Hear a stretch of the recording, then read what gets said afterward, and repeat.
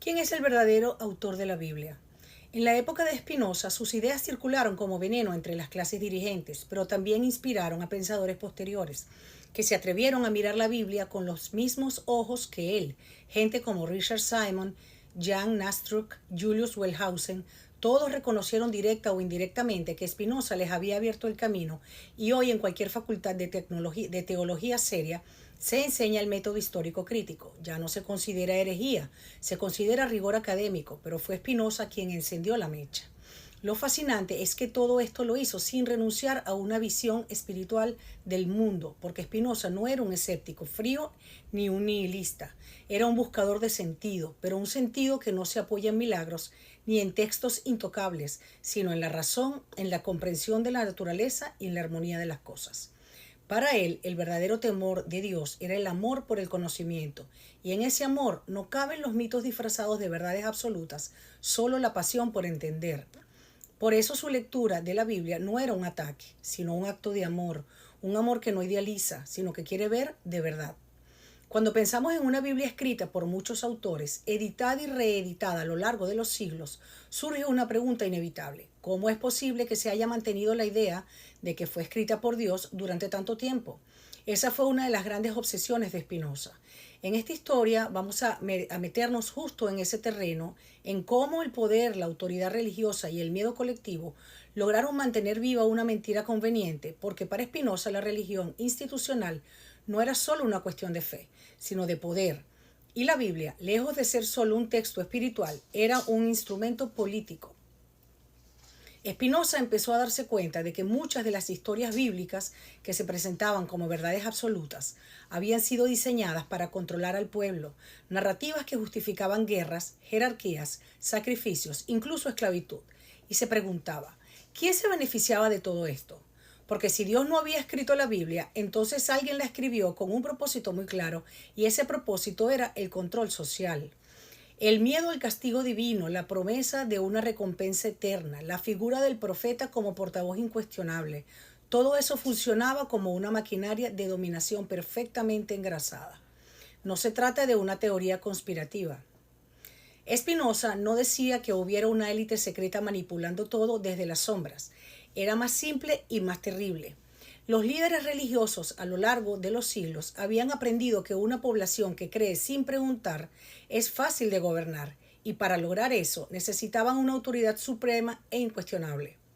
Esa autoridad era la Biblia, pero para que funcionara tenía que presentarse como algo sagrado, inalterable, perfecto. Tenía que venir de Dios, porque si admitías que lo habían escrito humanos, entonces también tenías que aceptar que podía estar equivocada, y eso lo cambiaba todo. Lo más irónico es que según Spinoza, esa necesidad de obediencia total iba en contra del verdadero espíritu de la religión. Él pensaba que la fe no debía nacer del miedo, sino de la razón y la libertad, que una religión basada en el terror al infierno o en la culpa permanente no podía ser buena, pero claro, esa visión no interesaba a los que estaban en el poder, porque una fe razonada no se puede usar como arma política, y por eso se hizo todo lo posible por callar a Spinoza, por tacharlo de peligroso, de corruptor, de demoníaco. En su tratado teológico político, Spinoza fue muy claro. El problema no era la religión, sino su uso político, y denunció cómo los gobernantes y los sacerdotes habían manipulado el discurso bíblico para justificar su autoridad. Por ejemplo, cuando decían que el rey era elegido por Dios, o que desobedecer al sacerdote era desobedecer a Dios, todo eso no era más que una estrategia para blindar el poder. Y si alguien lo cuestionaba, era acusado de hereje. De ese modo, la Biblia se convertía en un escudo contra la crítica y en una espada contra la disidencia. Spinoza propuso entonces una idea escandalosa, y era que la religión y el Estado debían estar completamente separados, que la libertad de filosofar y de interpretar los textos no podía estar subordinada a la religión oficial, y que cada uno debía tener derecho a pensar y a creer como quisiera, siempre que respetara las leyes civiles.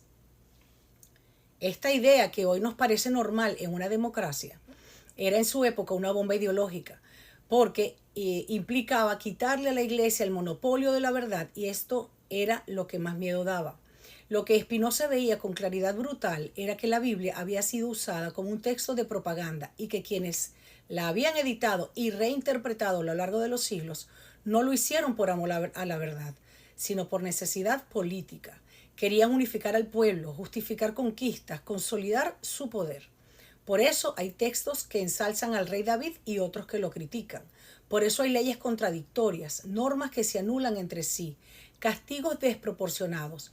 Todo eso, lejos de ser errores, eran herramientas de gobierno y Spinoza las identificó con una precisión alucinante. Esta lectura de la Biblia como artefacto de poder no gustó nada, porque dejaba en evidencia no solo a los religiosos, sino a los políticos que se apoyaban en ellos, y por eso Spinoza fue perseguido con tanta saña, no por lo que decía sobre Dios, sino por lo que decía sobre el poder, porque su pensamiento era profundamente subversivo. Decía que en el fondo cada persona debía ser dueña de su conciencia, que ninguna autoridad tenía derecho a imponerle qué creer, y eso en una Europa dominada por iglesias todopoderosas era dinamita, pero Spinoza no se achicó y fue más allá. Dijo que la mejor forma de proteger la religión era precisamente liberarla del poder político, porque solo una fe libre, sincera, nacida del entendimiento, podía ser moralmente válida, y que la Biblia, si se le quitaban todas las capas de manipulación, podía seguir teniendo valor no como palabras sagradas, sino como testimonio de una cultura, de una búsqueda, de una historia humana.